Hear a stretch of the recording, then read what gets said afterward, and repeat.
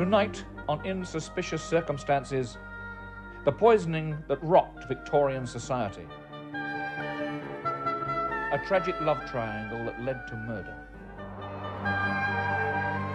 Britain's biggest bullion raid. Why the wrong man served 11 years for a gangland killing. Death in a quiet English village. Was an innocent man jailed?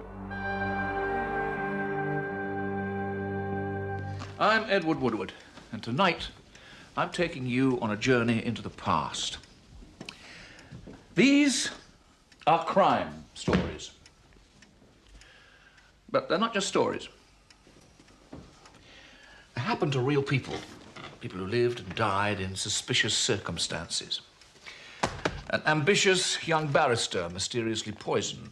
An elderly woman savagely attacked. A notorious villain shot at point-blank range. Of course, the fascination of a true story is that you can never be quite sure of the truth. Can you?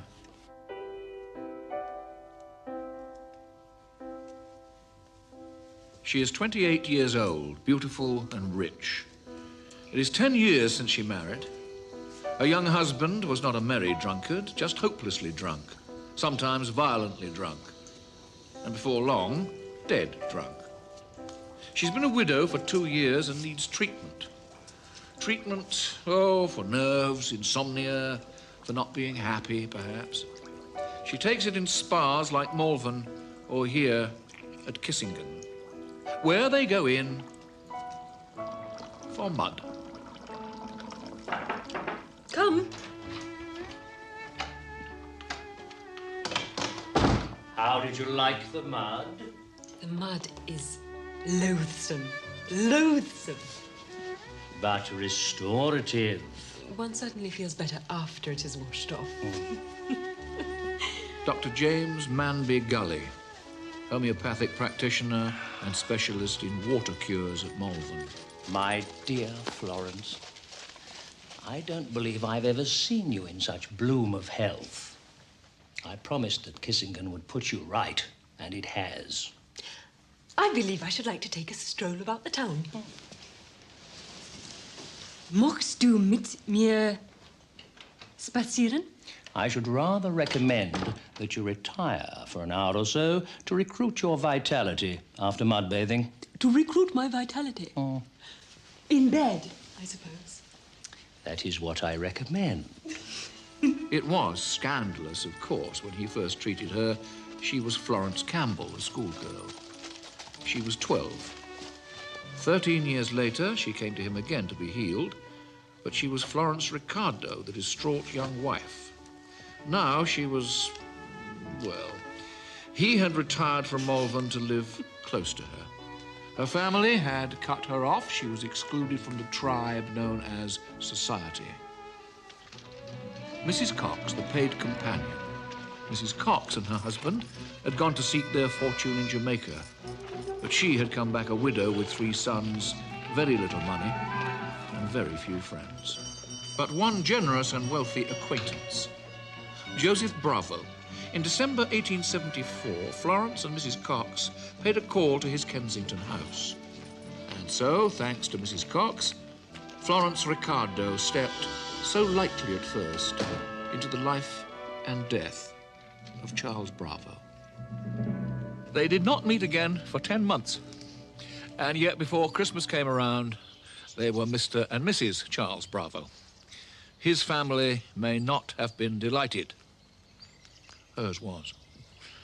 The Dr. Gully business was put behind her. Oh, she had told Charles all about that. The intimacy between you was complete. Physical intimacy, is that what you're saying? Once. And I was punished. There was a miscarriage. I must leave you to reconsider your offer, should you wish. What was it about this brisk, if slightly troubled courtship? They were, of course, both attractive. She was, however, 30. And for her, you can see that it offered a way to re-enter decent society. But for him, he was a stepson and a grateful one. But he had no money of his own. As a barrister, he earned barely twice what Florence paid to Mrs. Cox. It was, after all, however, a gentleman's profession, and it could lead eventually to great things, possibly even Parliament, if one only had the means. And she was rich. My dearest darling, I do not wish to reconsider. But of course, you must never see Dr. Gully again. Never. There was another awkwardness to settle between Florence and Charles. Property. Hers. Charles took a rather old-fashioned view. He wanted all this to be his. I cannot live in a house or sit upon a chair or entertain at a table that does not belong to me. For the last time, she secretly turned to Dr. Gully. Don't let an argument over a few sticks of furniture come between you and your happiness. That was his advice. She took it, and Charles had his way, as Charles usually did. In 2 months, she was in the throes of another miscarriage.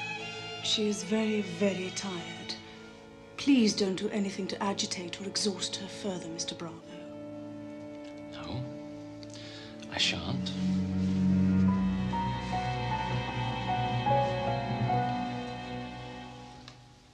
Sorry. Oh, my dearest, you have nothing to reproach yourself for. You mustn't think in that way. You simply get well for me. You will, won't you?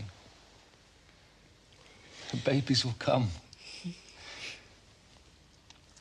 But perhaps if you were not to drink quite so much or so often,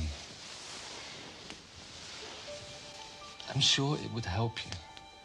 Ah, well, Charles had reason for concern. The butler's cellar book shows that he usually opened 2 bottles of sherry a night, and Florence accounted for most of it. Despite her miscarriage, it was a pleasure she refused to deny herself. There were pleasures that Charles did not deny himself. 2 months later, yet another miscarriage. It seemed that Charles was not especially sensitive. Perhaps if Jane were to continue sleeping in this room with me. She makes herself so useful when I'm... If you think so, Florence. I do not wish to part with Jane. Dearest, you no longer need a companion. May I be the judge of that? She is paid out of my money. She lives in my house. Then what about the Cobbs? You've already dismissed my coachman. He drove far too fast. Griffiths is an excellent driver. He was with me for years. For one of your extreme delicacy of constitution, he drove too fast. And why do we need the Cobbs? That's 2 horses and 1 companion we don't need. Between them, we'd save £400 a year. Charles was right, of course. £100 a year was quite an extraordinary emolument for a companion. Where would Jane Cox find a position to bring her half of that? With a reference penned by a woman who had not yet lived down her notoriety, would she even find a position at all? The shadow of the workhouse fell upon Mrs. Cox and upon all her hopes for the education of her boys. Married in December, 2 miscarriages before March, her house was no longer her own. She'd just lost her kindly admirer, advisor, friend, and now her companion was to go. And perhaps repeated miscarriages, the prospect of impossibly difficult childbirth, fatally difficult childbirth, perhaps. Possibly marriage no longer seemed a good idea. On Tuesday, the 18th of April, 1876, Charles and Florence had been married only 4 months. Florence! Hot water! Florence! Death took 2 days to deal with Charles Bravo, 2 days of quite appalling agony. There is no mystery at all about what killed him. He'd swallowed an enormous amount of poison, tartrate of antimony. In small doses, called tartar emetic, it was used for worming horses. Charles had swallowed enough to kill a lot of worms, and possibly the horse as well. The doctor from Streatham was called, and the doctor from Balham. Charles's cousin, a surgeon, was called and came with another medical man. One gave him brandy in an enema, one via a syringe. One way or the other, they revived him. Lawrence. Kiss me. Kiss me. A little.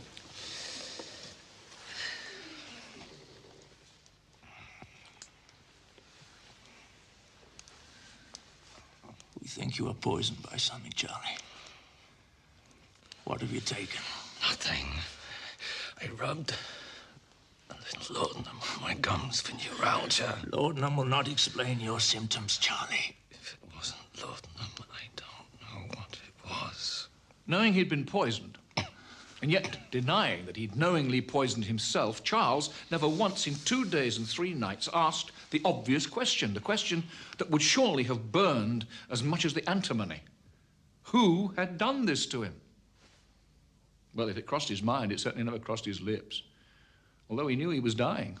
Oh, he knew. Before the end, the great Sir William Gull had been called, his reputation luminous with the glory of having saved the Prince of Wales. There must be something else.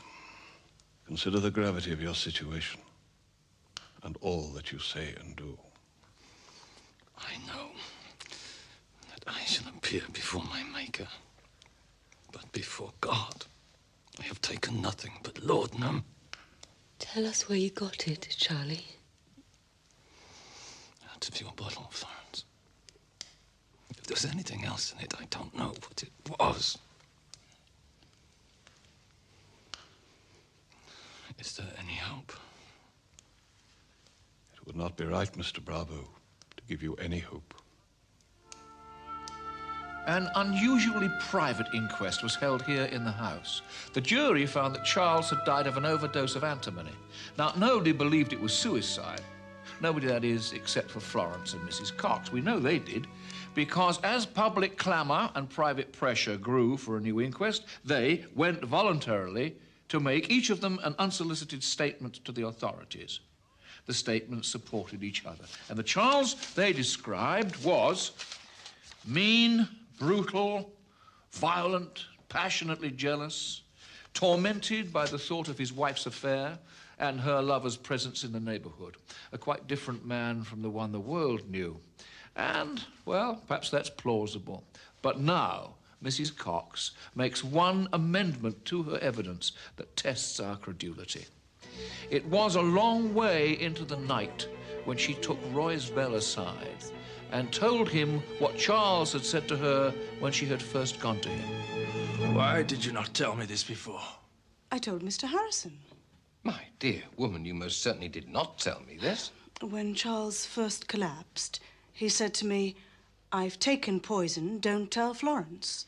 No such thing has ever been told to me by you or anybody else.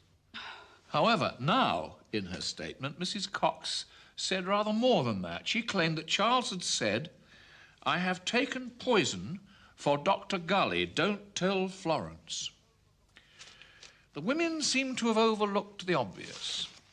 If sexual jealousy provided grounds for suicide, didn't it, just as persuasively, provide grounds for murder? Was it murder by an especially pitiless means? I mean, surely no one would choose this particular poison for suicide. By what means did it come into his body? By whose means? I mean, there aren't many suspects. A lot of people fancied Dr. Gully. So what, did the old man shin up the drain pipe and slip it into Charles's overnight water bottle? No. No, all the suspects were in this house. Just like an Agatha Christie story or Cluedo. French mustard! Mustard! Now, mustard is an emetic. It makes you sick. Mrs. Cox seems to have known immediately that she was dealing with a case of poisoning. Mind you, he had screamed for hot water, a frequently used, if mild, emetic, so Charles seems to have known that there was something he had to get out of his system. Marianne, go make some coffee. Strong, make it strong. Oh, she seems to have kept Marianne running about. Did it give her time to do certain things? Empty his water bottle, for instance?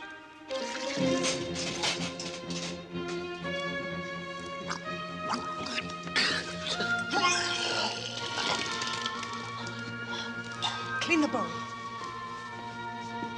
Fetch the camphor.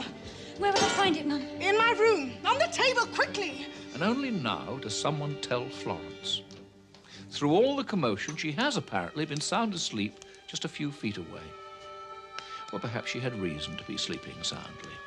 It was the first day since her miscarriage that she'd been out. At dinner, she and Mrs. Cox had finished off nearly 2 bottles of sherry. Weary, drunk, dead to the world 1 minute, and then all that shouting and running about a few minutes later. Or did she know that something horrid was afoot? And did she push the pillows against her ears? As Mrs. Bravo was in her night attire, the male servants stayed below. It took 4 women to haul poor Charles up into a chair. This chair. With commendable propriety, Florence and Mrs. Cox stripped Charles of his soiled nightshirt and robed him in a fresh one. They then cleaned up the entire mess. So much so that when a sample of what Charles had vomited up was wanted for analysis, it had to be scraped from the leads outside the window. The first inquest had been surreptitious. The second one was blazingly public for 23 days. Held in the Bedford Hotel in Balham, it became a kind of trial that gouged out the coarser details of Florence's long affair and sinful fornications with Dr. Gully, and her short but painful marriage to Bravo. The verdict this time was wilful murder by the administration of tartar emetic. There seems to have been no shortage of tartar emetic at the Priory, does there? The dismissed coachman told the jury that he'd kept quantities of the stuff to treat the horses. Florence was a keen horsewoman. Now, she would surely know what her horses were being treated with, and what Florence knew, her intimate companion, might well know. One or the other might have known something else, too. One can imagine. It's not a month since your miscarriage. All the same, I am. Again. Oh, my poor dear Florence. You don't know how men can be, Jane. My dear Florence, I know very well. Did she know other things, this clever, confidential woman? That small, very small doses of tartar emetic had sometimes been used to depress, shall we say, certain appetites in men. Administered before bedtime. The principle was simple: make them queasy and they lose interest.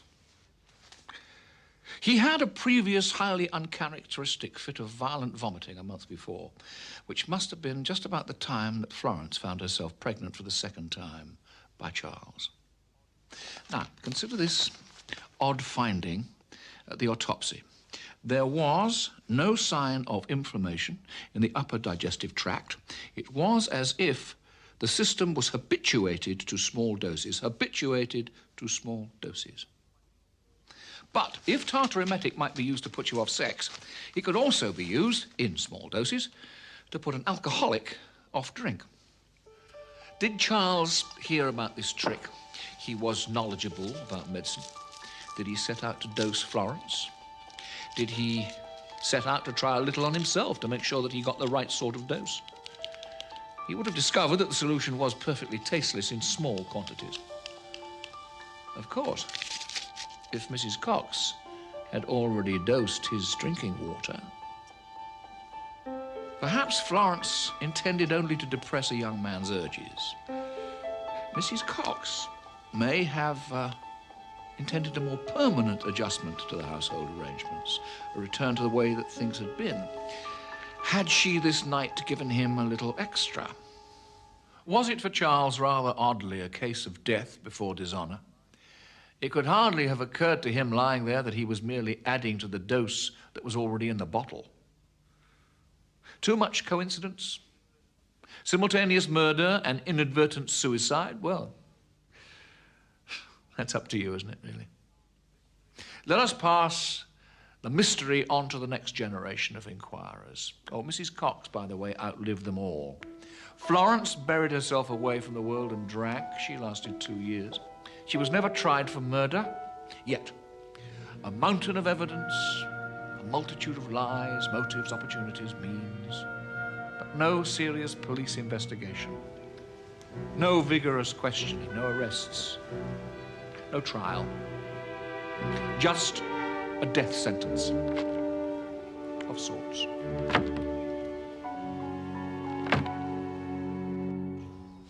In our next story, murder in the potting shed. A decade later, why are people in Britain's most haunted village still living in fear? We'll see.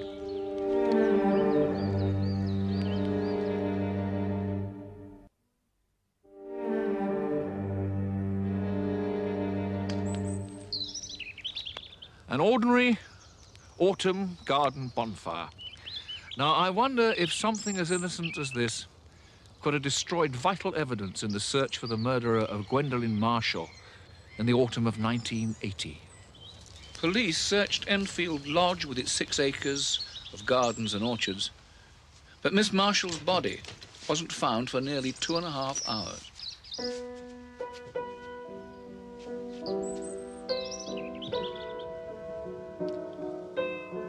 This 79-year-old woman had her hands tied roughly behind her.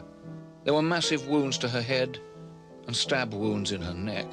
Her ear had almost been ripped off by a vicious kick, and her windpipe almost cut through. Finally, the murderer had pinned Miss Marshall to the floor of the shed with one of these. A hay fork. Miss Marshall! Sitting room! A police surgeon said the murderer must have been drenched with blood. One of the few visitors to the house was 17-year-old Peter Luckhurst. Peter's mother died when he was 13. She was Miss Marshall's cleaning lady, and after her death, young Peter was a regular visitor. A deprived child, often lonely and hungry. Peter regarded Miss Marshall as one of his few friends. Well, Master Peter. Just passing. I wondered if you'd sign me shotgun for him. I suppose this means lots of loud bangs in my garden. It's on the table, there.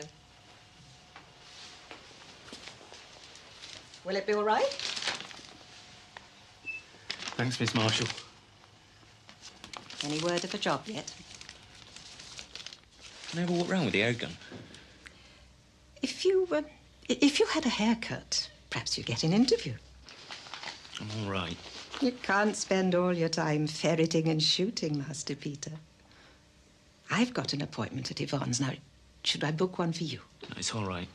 I can give you a lift into Charing. Okay. Can I? I thought you might pick some apples for me. There's such a lot this year.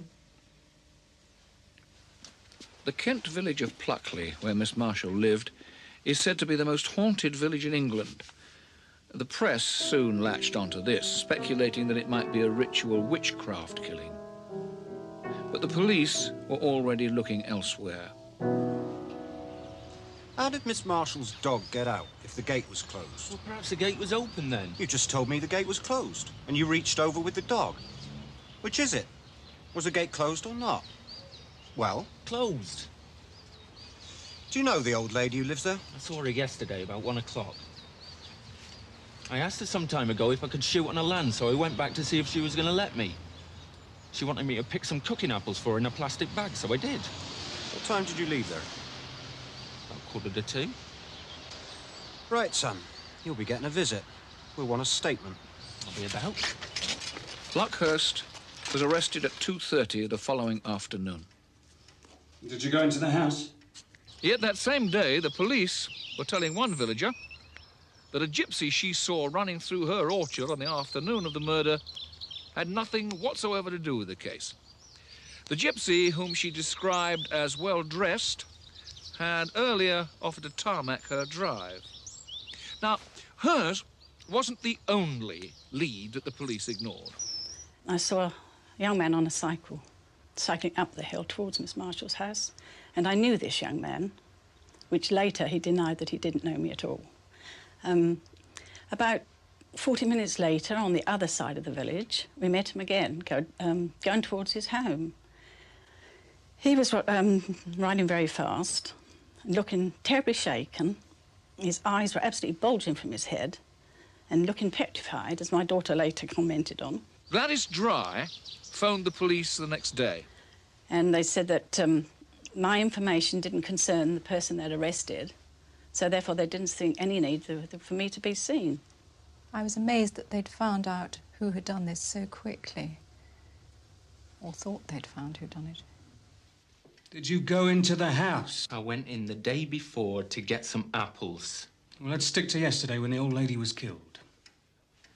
The old lady was like a mother to me. I wouldn't even slap her round the face. I knew Peter quite well because I taught him, and he was a kind, gentle boy. He hated violence. He was liked by everybody, and he was a caring boy. It was totally out of character. Peter, were you in that house the day that woman was killed? Was round there the day before. I'm not violent. I think you went into that house, and for some reason you killed that woman. So tell us exactly what happened. If you keep looking at me like that, I'll put your head through that clock. I thought you weren't violent. Only with rabbits. Peter presented a very anti-authority attitude, but in fact most of it was because he was very frightened when he got into situations he couldn't handle. So he would cover up with an air of bravado. What happened when you went into that house yesterday? I didn't go round there yesterday. It's obvious to me you went in there on your own. And for some reason, something happened. Whether you intended it or not. Now, come on. What happened?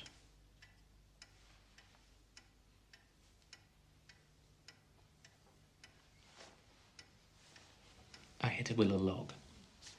What did you say? Peter had a habit of confessing to things that he hadn't necessarily done.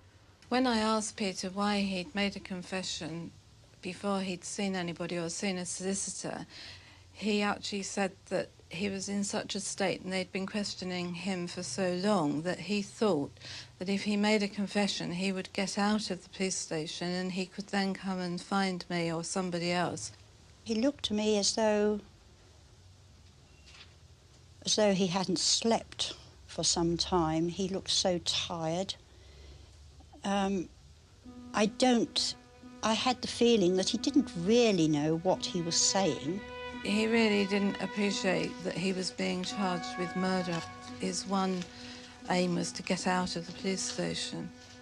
Luckhurst later said that he felt frightened and disorientated in the police station. He made a handwritten confession. Now, what more could the police want? As far as they were concerned, that was that. I arrived at the police station and I was interviewed by the detective in charge of the investigation, and he was in a quite aggressive mood, and he was waving Peter's confession in front of me and saying, "It's no good you getting upset about this, he's done it, he's confessed to it." The police attitude surprised me somewhat, because when we arrived at the Crown Court, we were greeted by a senior policeman who was extremely confident. I seem to remember that he said, "We've got him." Now, these were very serious charges, and to suddenly say that before a murder trial seemed quite amazing to me. A forensic scientist was to say that Luckhurst couldn't have made such a statement unless he'd committed the murder or been there when it happened. Strange, then, that Luckhurst should make no mention of cutting Miss Marshall's throat with a knife. At this point, late afternoon on the day after the murder, the post-mortem hadn't even been carried out. It wasn't until later that it was known that a knife had been used. I grabbed a log and hit her. A fishing knife like this one, stained with the same blood group as Miss Marshall's, was retrieved from Luckhurst's home. Now, why? Why should he take it home? And if he did take it home, how did he carry it? And why didn't he make some attempt at least to clean it? Also, Luckhurst's clothes. Now, if the murderer was said to have been covered in blood, why were so few spots found on his clothes and his boots? Some of them too small even to classify. The man that Gladys Dry saw cycling through the village on the day of the murder lost his blue overall shortly afterwards. The following day, he was seen burning something in his garden, something which produced thick black smoke.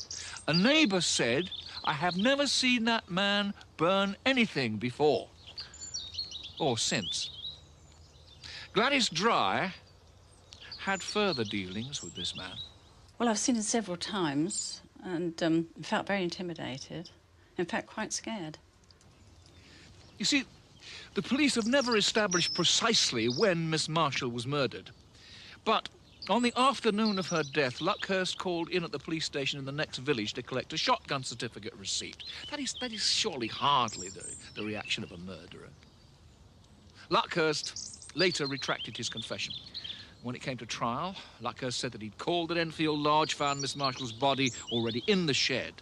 In panic, he'd locked the shed and run away. Both Peter's social worker and Miss Marshall's niece listened very closely to this evidence. I think it's unlikely, on the evidence I heard, that he did this by himself, if he did it at all. And I think possibly just trying to take a balanced view, that there was insufficient evidence to convict him. I don't think he was guilty. Peter wasn't a vicious boy, and I think whoever did this murder was very vicious.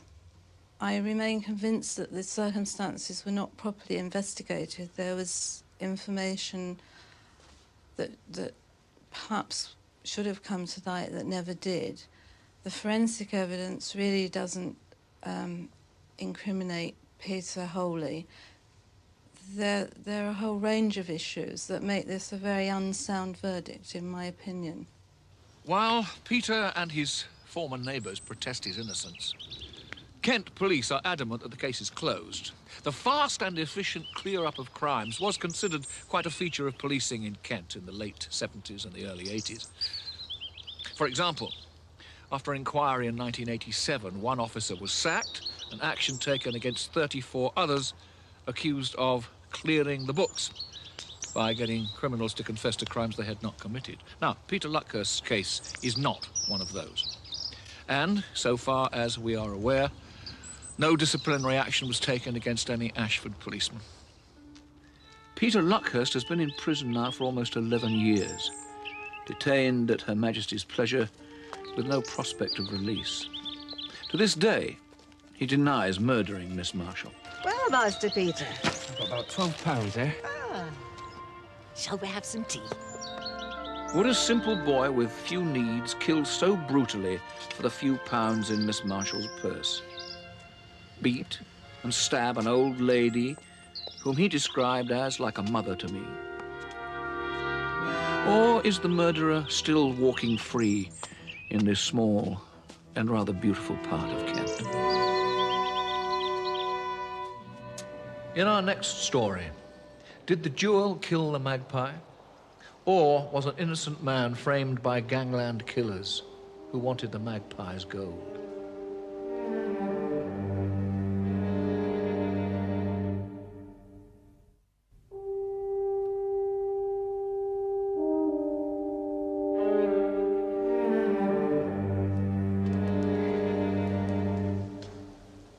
The magpie is a solitary bird with an unusual habit. It likes to collect bright objects. Take this jewel, for instance. This story is set in 1968 and also involves a magpie and a jewel. The magpie in this case was a cunning bird. The jewel, however, not quite so bright. Anthony John Mafia, nicknamed the Magpie, After his death, more than £250,000 worth of property was found in safe deposit boxes rented by him, including stolen gold and antique coins. Up to his neck in the gold-smuggling gangster world, Mafia was the biggest fence of stolen property in Britain and an associate of the craze. This is the Jewel, Stephen Jewel to be precise. Not the brightest of diamonds, nor the hardest. A Manchester petty thief and former bosun with an undistinguished criminal past. The Jewel and the Magpie first met in Stafford Prison, and their continuing dealings have allowed Jewel to shine, briefly.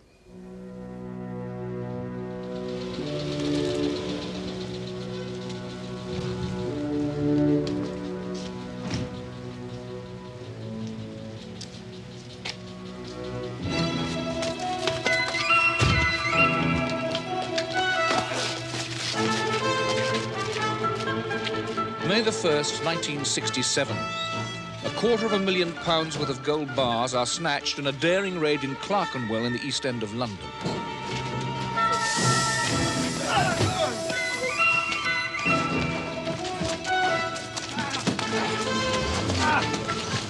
It was the biggest bullion raid ever carried out in Britain, and was to bring Mafia and Jewel together again with quite disastrous consequences.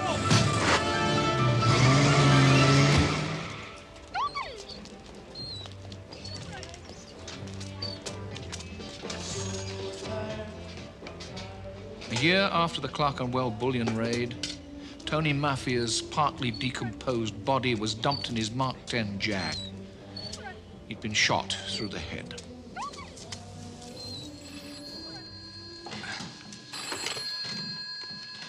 Platt Lane Police Station, DC Charlton speaking. Mr. Charlton, this is Steve Jewell. I want you to treat what I'm going to say as very serious. Very serious indeed. Well, if the matter's serious, I'll treat it as such. I want to see you urgent, but I don't want police cars screaming all over the place.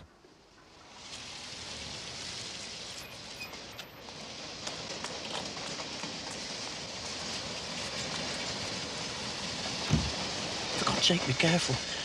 3 men are on my tail. I've had 3 threatening phone calls and my lad's had one. This is big stuff. Look, it's safe to talk here. Now, what do you want to tell me? You know about the murder down south the Tony Mafia do? I was down there. There were 3 men. You don't know what kind of people these are. They cut your ears off and stuff them down your throat.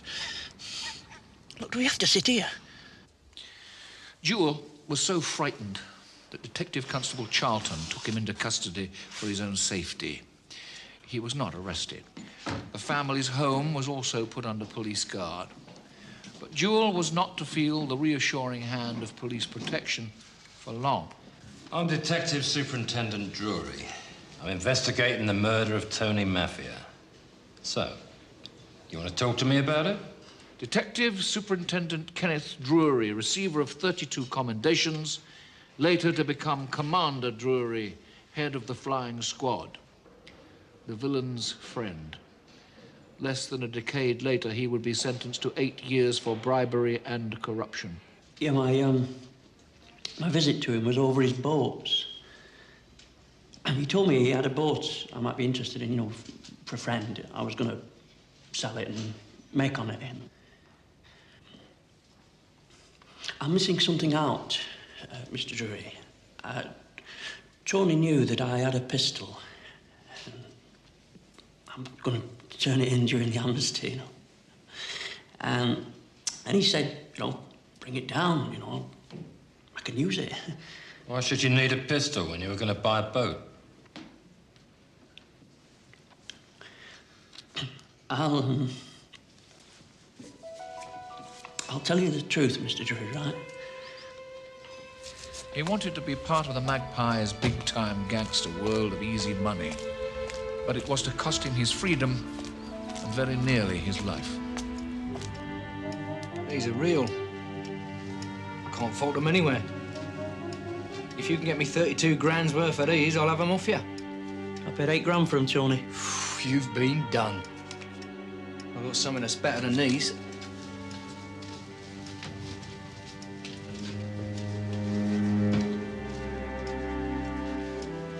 buying a machine.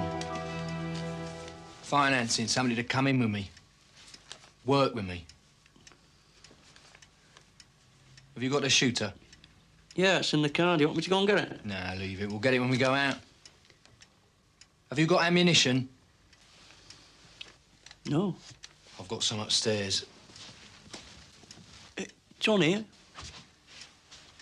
you got any trouble? No trouble I can't handle. There was always trouble. He was always calling somebody. You've got to believe me. I kept asking him what was going to happen. You've heard of the Clerkenwell job? Well, I want you to do a job for me. It's 200 grand's worth of gold bars. They have to go to France in the boat. I want you to take it to France. Why me, Johnny? Because you used to be a bosun. Besides, I can't do this trip myself. Customs and police are breathing down my neck. You want to get in on the big time? Now's your chance.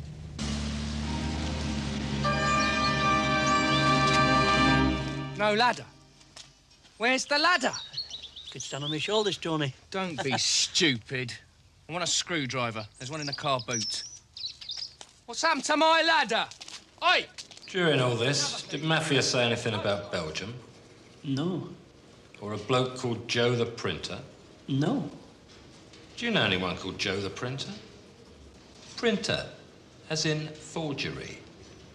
No, I don't know anybody called that. Then what happened? Well, we were on our way back from the boat when there was this car in the middle of the road blocking our way. And there were these three men. And Tony said, "Not these bastards again."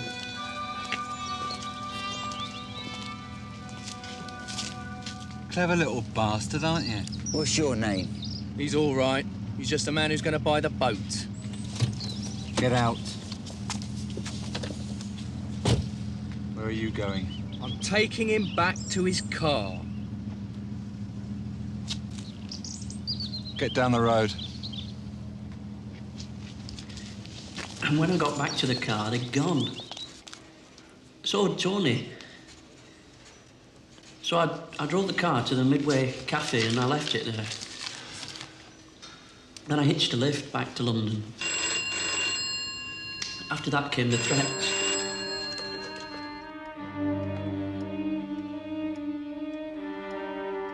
Steve, Yes? are you good at gardening? No. You'll be pushing up daisies quicker than that if you open your mouth about what happened on Monday.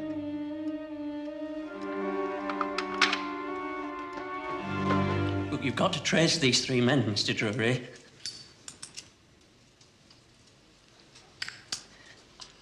I didn't kill him. You've got to find them. One of them wore, blackberry tilted to the side. He, small face. Weedy-looking bloke, you know. Black leather jacket with a belt. Typical Frenchman.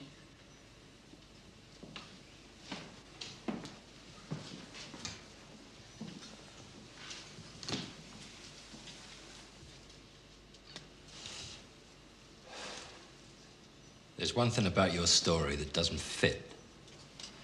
The pathologist says that Mafia was shot in his car, that his body was never removed from his car, and he was shot with 2.2 bullets. And you say you had a 2.2 gun, which has disappeared. So, if you left the Jag where it was found, you left it with the body in it. Why didn't you go to the police? I was frightened.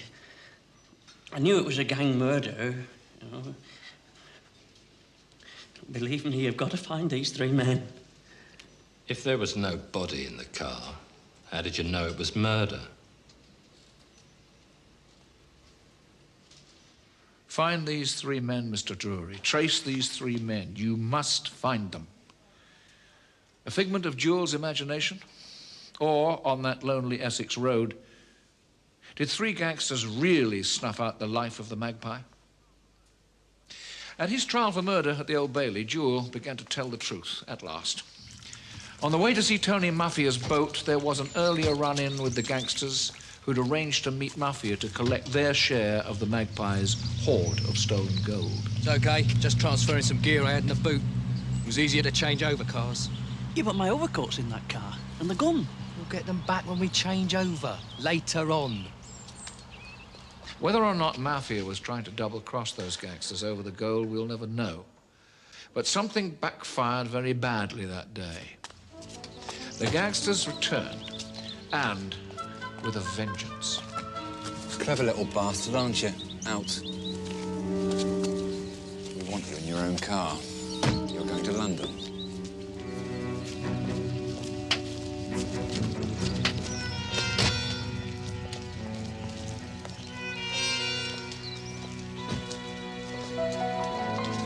Matthew's no good. What do you mean? No good? He was using the both of us. I was supposed to help you take the boat to France with the gold. In between Calais and St. Malo, my instructions were to shoot you. Put you in the big locker. The big locker? Davy Jones. The sea. I know what that is. I used to be a bosun. Of course. Get in. Where are you taking me? London. The chaps who want to meet you. Find out what Mafia was up to. And you better tell them the truth. I don't know what he was up to. Look, my overcoat and gun are still in that car. Oh, I need a drink.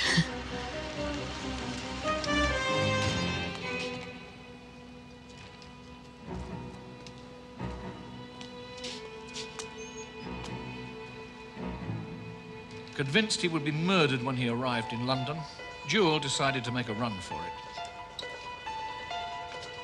Poor Jewel, sentenced to life for a murder he did not commit. No one believed him. Even his own counsel described him as a histrionic liar who couldn't tell the same story twice. But then Jewel was a petty criminal, and petty criminals often tell lies.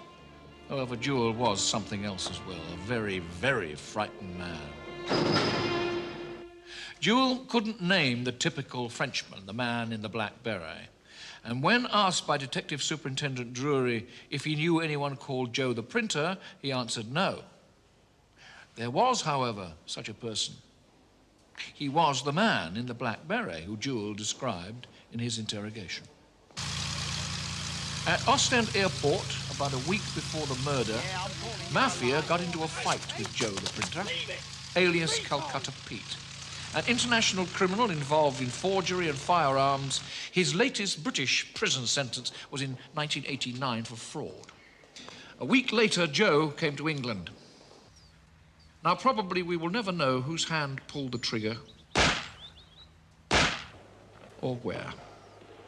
Jewel's blood-stained overcoat was found behind a hedge. The gold was never found. Neither was the gun. Beetle! Joe the Printer knew. He returned to Belgium and told a friend, the guy from England is dead now. You know, people say that the Magpie is unlucky. Well, for Stephen Jewel, it certainly was. Protesting his innocence, he served a life sentence and was released after 11 years. As a matter of fact, he died during the making of this film. A free man at last. Florence Bravo, Stephen Jewel, Peter Luckhurst. It could be said that they were as much victims of circumstance as victims of crimes in which they became enmeshed. But whether they were innocent or not, that's really for you to decide. You know, the history of crime is littered with stories like these, but we will leave those mysteries for another time. Until then, good night.